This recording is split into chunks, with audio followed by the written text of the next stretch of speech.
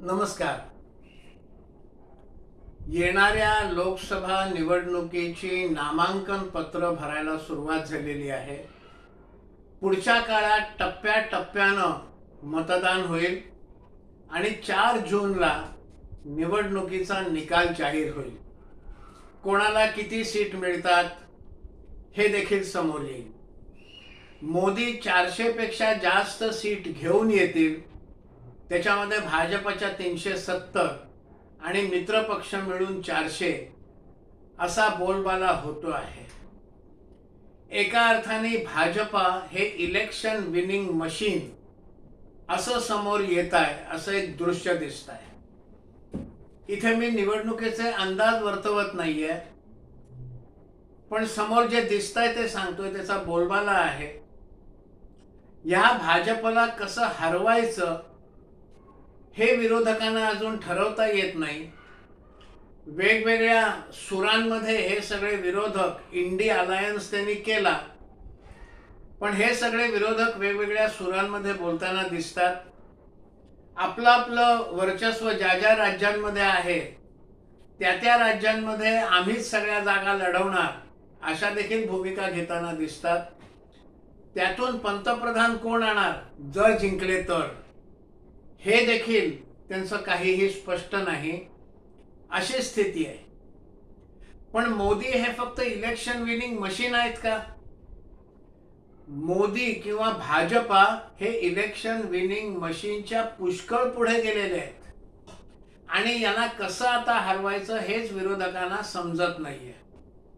पण ते त्याही पेक्षा काही गोष्टींमध्ये पुढे गेलेले आहेत आणि जगासमोर असलेलं भारताचं चित्र आणि भारतीय नागरिकाचा आपल्या देशाविषयी असलेला विश्वास हा त्यांनी वाढवलेला आहे. एका अर्थाने नॅरेटिव्ह मोठ्या प्रमाणावर त्यांनी बदललेला आहे. सगळ्यात पहिलं जर त्यांनी काही केलं असेल तर आपल्या शपथविधीच्या दिवशीच पहिला 2014 सालचा सार्क मधले जेवढी आजूबाजूची राष्ट्र आहेत त्या सगळ्यांना निमंत्रित केलं. एका अर्थाने हे सार्क म्हणून जे राष्ट्र आहेत, आय एम द बॉस हे पहिल्या दिवसापासूनच सांगायला सुरुवात केली. त्यानंतर त्यांनी पहिलं काम जे केलं ते तिजोरीला लागलेली गळती कशी थांबवता येईल याचा त्यांनी प्रयत्न केला आणि तो यशस्वीपणे केला. पूर्वी पंतप्रधान राजीव गांधी यांनी एक खंत व्यक्त केली होती, एक रास्त खंत होती की केंद्रातनं जर 1 रुपया पाठवला तर लाभार्थीला 15 पैसे मिळतात, 85 पैसे हे गळतीत जातात. मग मोदींनी काय केलं? प्रत्येक नागरिकाचं एक बँक खातं असावं, जनधन खातं असं त्याला नाव दिलं. मनमोहन सिंग सरकारच्या काळामध्ये आधार कार्ड तर तयार झाली सगळ्यांची, पण आधार कार्डचा या सगळ्यासाठी कसा उपयोग करता येईल कल्पकतेने प्रत्येक बँक अकाउंट हा आधार कार्डला जोडण्याचं काम केलं. त्यामुळे ज्याचं बँक खातं आधार कार्डला जोडलं जाईल त्याच्या खात्यामध्ये सरकारी जे काय मदत द्यायची ती सरळ त्याच्या खात्यामध्ये जाईल आणि त्यामुळे मधले दलाल त्यांनी बंद केले. 1 रुपया पाठवला तर पूर्ण 1 रुपयाच जाईल, असे अनेक छोटे छोटे छोटे छोटे बदल हे सिस्टीम मध्ये केले. दुसरं त्यांनी केलं, हा जो पैसा सरकारने गळती थांबवली त्यातनं पायाभूत सुविधा इन्फ्रास्ट्रक्चर हे मोठ्या प्रमाणावर देशभरामध्ये आपल्याला चाललेलं दिसत आहे. सगळीकडे रेल्वेचं जाळं आणखीन पसरवलं जात आहे, फ्लाईट कॉरिडॉर्स निर्माण केले जात आहेत, वंदे भारत सारख्या चांगल्या चांगल्या गाड्या या येत आहेत, रस्ते सगळीकडे अगदी पार चीन बॉर्डर पर्यंत सुद्धा चौपदरी रस्ते हे देशभरात बनवले जात आहेत. मग जिथे बोगदा आवश्यक असेल तिथे बोगदा, जिथे नदी खालून समुद्राखालून बोगदा करायचा असेल तिथेही नदी खालून समुद्राखालून बोगदा. विमानतळांची जे छोटे छोटे विमानतळ हे रिकामे होते, त्यांना काम नव्हतं, असे विमानतळ देखील त्यांनी पुन्हा कार्यान्वित केले आणि लोक विमानांनी देखील जायला यायला लागलेले आहेत. ह्याचा अर्थ समृद्धी वाढले हे त्याचं द्योतक आहे. तिसरं त्यांनी केलं की उद्योगांना उद्योग करणं कसं सोपं जाईल, ईज ऑफ डुईंग बिझनेस. नाहीतर कितीतरी प्रकारचे फॉर्म्स, कितीतरी प्रकारच्या परमिशन्स कितीतरी प्रकारचे कॉम्प्लायन्सेस आणि उद्योजकाईकडे लोन काढतो. ह्या लोनचे हप्ते सुरू होतात आणि उद्योग मात्र या सगळ्यांमुळे सुरू होत नाही.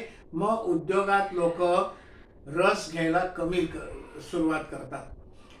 तिसरं, त्यांनी छोटे छोटे अकाउंट्स, ज्याला लोन्स जे मिळतील अशी व्यवस्था केली. मग 2 लाखाचं 5 लाखाचं स्टार्टअप्सना लोन्स मिळतील अशी व्यवस्था केली. त्यातले काही लोन्स हे कुठलंही कोलॅटरल सिक्युरिटी नसताना सुद्धा दिले. त्यातनं अनेक छोटे मोठे मुद्रा लोन्स त्याला म्हणतात, छोटे मोठे उद्योजक यांना पैसा मिळणं सहज झालं. त्यातून त्यांनी छोटे मोठे उद्योग सुरू केले. या छोट्या मोठ्या उद्योगातून त्यांनी स्वतःचा रोजगार तर मिळवलाच, कामासाठी 2-4 लोक 5 लोक ठेवले, त्यांनाही रोजगार मिळाला. आतापर्यंत कसं, रोजगार म्हणजे काय, शासन जेवढ्या नोकऱ्या देतील ते रोजगार, ज्यांना शासनाची नोकरी नाही तो बेकार, रोजगारहीन, ही व्याख्या त्यांनी बदलली. स्वतःचा व्यवसाय सुरू करा, आपल्या व्यवसायामध्ये 2-4 लोकांना नोकरी द्या की आपोआप मग सगळ्यांना रोजगार मिळायला लागतो. त्यांनी एक वाक्प्रचार देखील सुरू केला, मला नोकऱ्या मागणारे नाही, नोकऱ्या देणारे लोक निर्माण करायचे. त्यासाठी मग परमिशन सोप्या केल्या. मुद्रा लोन सारखे स्टार्टअप्सना त्यांनी कर्ज दिली कुठल्याही कोलॅटरल गॅरंटी शिवाय, आणि त्यातून हळूहळू देशामध्ये निर्माण सुरू झालं. देशामध्ये त्यांनी मेक इन इंडियाची कल्पना आणली. अनेक विदेशी कंपन्यांना भारतामध्ये मॅन्युफॅक्चर करा म्हणून बोलावलं, आणि जेव्हा मॅन्युफॅक्चरिंग सुरू होतं तेव्हा नोकऱ्या मिळतात, कारण मग फॅक्टऱ्यांमध्ये लोक कामाला लागतात. पर्यटनाला बढ़ावा दिला. या पर्यटनाला बढ़ावा दिल्यामुळे पर्यटन सुरू झालं की त्या ठिकाणी अनेक प्रकारच्या नोकऱ्या, मग हॉटेल असतील, टॅक्सीवाले असतील, रिक्षावाले असतील, छोटी मोठी हॉटेल्स असतील, हे सगळे व्यवसाय, तिकडचे स्थानिक कलाकार, त्यांची उत्पादनं, हे सगळ्याची विक्री, त्यातून त्यांची संपत्ती वाढते, त्यांची संपदा वाढते. अशा पद्धतीने अर्थकारण मजबूत केलं आणि देशाचा GDP त्यांनी वाढवला. आणि आता तर त्यांनी म्हटलंय की पुढल्या 5 वर्षामध्ये आम्ही 3 नंबरचं अर्थकारणाच्या क्षेत्रात जगातल्या 3ऱ्या नंबरवर आम्ही असू. हळूहळू अमेरिकेसारख्या देशाचं देखील त्यांनी वर्चस्व कमी केलं. अनेक देशांबरोबर असे करार केले की त्या देशाचं नाणं, त्या देशाची करन्सी आणि भारताची करन्सी, अशा या 2 देशाचं जे चलन आहे यामध्ये व्यापार होईल, मध्ये डॉलरची लुडबुडच नको. त्यामुळे डॉलर किती कमी झाला आणि किती वाढला यापेक्षा सुद्धा हे सगळे विषय की रशियासोबत व्यापार करायचा असेल तर रशियाचं चलन आणि भारताचं चलन, असं अनेक देशांबरोबर त्यांनी करार केले आणि जगामध्ये भारत ही एक शक्ती म्हणून उभं केलं. आणि ज्या देशाकडे आर्थिक शक्ती असते, ज्या देशाकडे वैज्ञानिक शक्ती असते, ज्या देशाशी व्यापार चांगला होऊ शकतो, त्या देशाशी अनेक देश हे संबंध जोडायला बघतात, तिथे आपले व्यापारी संबंध हे निर्माण करायला बघतात. अशा पद्धतीने जगामध्ये एक शक्तिशाली देश म्हणून भारताला उभं केलं, आर्थिक शक्ती म्हणून. फक्त आर्थिक शक्ती म्हणून उभं करून ते थांबले नाही, तर सैनिकी शक्ती केली, आधुनिकीकरण सैन्याचं केलं, नवनवीन आधुनिक शस्त्र ही सैन्याला पुरवली. ज्या शस्त्रांसाठी सैन्याला वर्षानुवर्ष थांबायला लागायचं ते आता सैन्याला थांबावं लागत नाही, नवीन नवीन शस्त्र ही सैन्याला मिळायला लागली, हे त्यांनी सुरू केलं. आणि जगामध्ये भारतीय सैन्याला देखील जिथे कारवाई करायची असेल तिथे कारवाई करायची सूट दिली. गोळीबार करायचा असेल तर हेडक्वार्टर मधनं परवानगीची आवश्यकता नाही. जिथे स्थानिक अधिकाऱ्याला वाटत असेल की आता गोळीबार केला पाहिजे, चढाई केली पाहिजे, तिथे त्याला ती सूट दिली गेली. त्यामुळे चीन सारख्या देशाची एक भीती जी भारतीयांच्या मनात होती, ही भीती घालवली. आणि चीनचे सुद्धा जेव्हा सैनिक आत घुसायला लागले तेव्हा त्या सैनिकांशी 2 हात केले, मुकाबला केला आपल्या सैन्याने. भारतीय सागरामध्ये देखील सैनिकी शक्ती वाढवली आणि हळूहळू अशी एक स्थिती निर्माण केली की भारत फक्त शक्तिशाली होत नाहीये, तर आम्ही शक्तिशाली झाल्यानंतर जे संकटात आहेत त्यांना देखील आम्ही मदत करू शकतो. साऊथ चायना सी जे चीनच्या जवळ आहे, तिथे जर एखादं जहाज आलं तर चीनची दहशत त्या जहाजाला वाटते. चीन कधी त्या जहाजावर काय कारवाई करेल हे माहिती नाही, पण भारताचे जे समुद्र आहेत, भारताच्या हद्दीतले समुद्र, तिथे जर एखादा व्यापारी जहाज आला आणि त्याला जर कोणी छळत असेल, दहशत दाखवत असेल, तर भारत त्या जहाजाला संरक्षण देईल हे देखील दाखवून दिलं. मग सोमाली समुद्री चाचे यांनी ज्या नौकांवर आक्रमण केली, भारताने त्या नौकांना वाचवलं. हौथीसच्या दहशतवाद्यांनी ज्या नौकांवर हल्ले केले, भारताने त्या नौकांना वाचवलं आणि जगामध्ये एक वातावरण निर्माण केलं की भारतीय समुद्रामध्ये आपली जहाजं ही सुरक्षित राहतील. पण त्याच वेळेला एक जहाज जे पाकिस्तानकडे चाललं होतं आणि त्या जहाजाविषयी संशय होता, ते जहाज पकडलं देखील.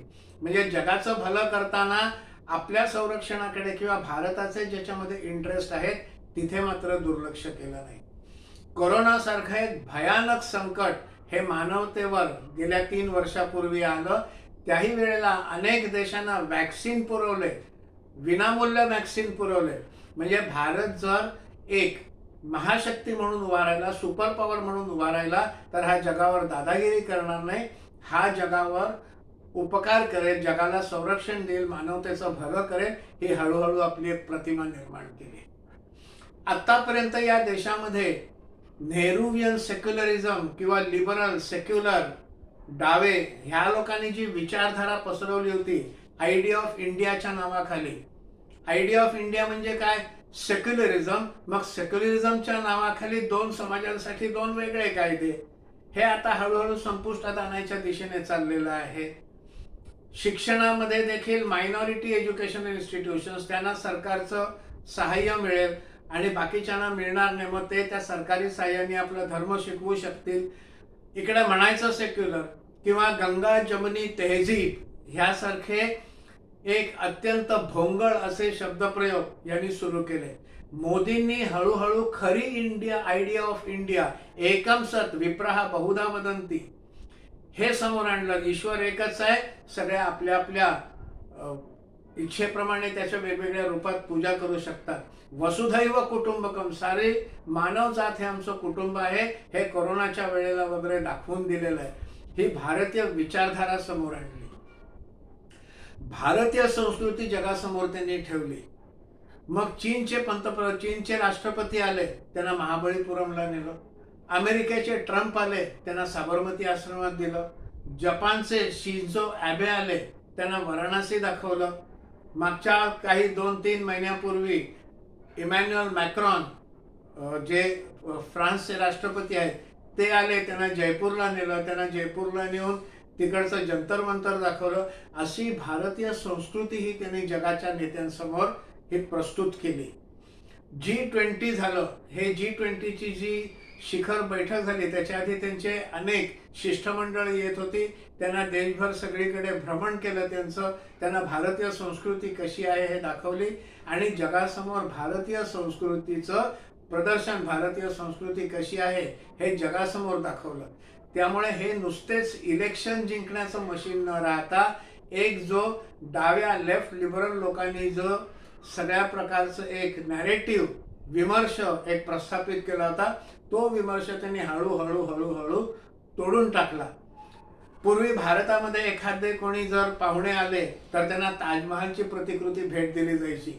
आता बाहेरून येणाऱ्या पाहुण्यांना गीता भेट दिली जाते. किंवा नरेंद्र मोदी पंतप्रधान म्हणून वेगवेगळ्या देशामध्ये जेव्हा भ्रमण करण्यासाठी जातात तेव्हा तिथे त्या देशाच्या प्रमुखांना, राष्ट्रपतींना किंवा राजा असेल तर राजाला गीतेची प्रत ही भेट दिली जाते. आणि इमॅन्युअल मॅक्रॉन आले होते 26 जानेवारीला, त्यांना राम मंदिराची प्रतिकृती ही भेट म्हणून दिली. पुढच्या काळामध्ये येणाऱ्या एखाद्या परदेशी पाहुण्याला जर राम मंदिर दाखवायला घेऊन गेले अयोध्येला तर त्याच्यामध्ये आपल्याला आश्चर्य वाटू नये. एक छोटीशी गोष्ट अनेकांच्या नजरेतून सुटली असेल किंवा अनेकांच्या लक्षात आलं असेल. सुरुवातीची काही वर्ष मोदी जेव्हा विदेश दौऱ्यावर जात असत किंवा युनोमध्ये किंवा आंतरराष्ट्रीय मंचावर जेव्हा काही भाषण द्यायला जात असत तेव्हा ते बंद गळा सूट घालून किंवा ब्लेझर घालून जायचे. असे त्यांनी अनेक वेळा केले. पण अलगद त्यांनी हे सगळं पाश्चात्य वेश न घालता कुर्ता पायजमा जॅकेट घालून जायला सुरुवात केली. युनोमध्ये सुद्धा त्यांनी भाषण कुर्ता पायजमा आणि जॅकेट घालून केलं. हा भारतीय वेशामध्ये भारतीय पंतप्रधान बाहेरच्या देशांमध्ये जाऊन हिंदीत बोलतो हे त्यांनी प्रस्थापित केलं आणि जगाने ते मान्य करायला लागलं. अशी एक स्थिती ही त्यांनी आणली. जगावर आम्ही उपकार करू शकतो हे दाखवताना रशिया युक्रेन युद्ध जेव्हा झालं त्यावेळेला भारतातले विद्यार्थी तर सोडवून आणलेच, अमेरिकन विद्यार्थ्यांना सुद्धा भारतीय हवाई दलाने सोडवून आणलं आणि मग ते अमेरिकेला गेले. त्यामुळे अमेरिकेला सुद्धा जे जमलं नाही ते युक्रेनमधनं आपले विद्यार्थी सोडवून आणणं, आपले नागरिक सोडवून आणणं हे अमेरिकेसाठी भारताने केलं. त्यांचेही नागरिक सोडवले. आपल्या देशाचं जे इंटरेस्ट आहे हे मात्र युनोमध्ये त्यांनी प्रस्थापित केलं. युनोमध्ये भारताच्या विरुद्ध कोणालाही बोललं तर त्याचं उत्तर द्यायला लागले. व्यापारामध्ये भारतीय भूमिका हे ठासून सांगायला लागले. ही हळूहळू अशी एक स्थिती ही मोदींनी निर्माण केली. पुढच्या काळामध्ये भारत हे एक विश्वगुरु, सगळ्या जगाचं नेतृत्व करणारा एक देश असं म्हणून उभा राहील. निवडणुका येत आहेत. पुढे मोदी काय करणार तर पुढे भारताची एक जागतिक प्रतिमा ते निर्माण करणार. भारतीय विचारधारा ही सगळ्या जगाने मान्य करावी अशी एक स्थिती हळूहळू पुढल्या 25 वर्षात 2047 आपल्या स्वातंत्र्याला 100 वर्ष होतील ते त्यांनी टार्गेट ठेवलेलं आहे पुढल्या 25 वर्षामध्ये. आणि भारत खरं तर 25 ने आता 2024 सुरू आहे, 22-23 वर्षच अजून राहिलेली आहेत. भारत हे स्वतंत्र झालं त्याला 100 वर्ष व्हायला आणि त्यावेळेला भारत हा जगासमोर विश्वगुरु म्हणजे विश्वाचं नेतृत्व करणारा, विश्वाला ज्ञान देऊ शकणारा, विश्वाचं मार्गदर्शन करणारा असा एक विश्वगुरु देश हा भारत निर्माण होईल. असा भारत उभा राहील. कदाचित 2047 साली मी किंवा माझे समवयस्क लोक कोणी बघायला नसतील, आपल्यापैकी तरुण पिढीपैकी काही लोकांना ते बघायला मिळेल. पण 2047ला भारत स्वतंत्र होईल. त्यावेळेला भारत हा विश्वगुरु झालेला असेल. विश्वाचं मार्गदर्शन करणारा, विश्वाचं नेतृत्व करणारा, विश्वामधली एक सुपर पॉवर पण सगळ्या विश्वाची काळजी घेणारा असा एक देश म्हणून भारत उभा राहील. हे त्यांनी लक्ष आपल्या समोर ठेवलेलं आहे. त्यामुळे डाव्या कम्युनिस्टांचं खरं दुःख हे आहे की गेल्या 70 वर्षामध्ये आपण जे नॅरेटिव्ह सेट केलं ते मोदींनी पार मोडून काढलं, त्याच्या पार ठिकऱ्या उडवल्या आणि भारतीय तत्वज्ञानावर आधारित वसुदैव कुटुंबचा संदेश देत आणि आपली शक्ती कायम ठेवत भारत हा विश्वगुरु म्हणून उभा राहील. हे पुढच्या काळात घडेल असं दिसतं आहे. हे विचार जर आपल्याला आवडले असतील तर शेअर करा, लाईक करा आणि चॅनल सबस्क्राईब करा. धन्यवाद.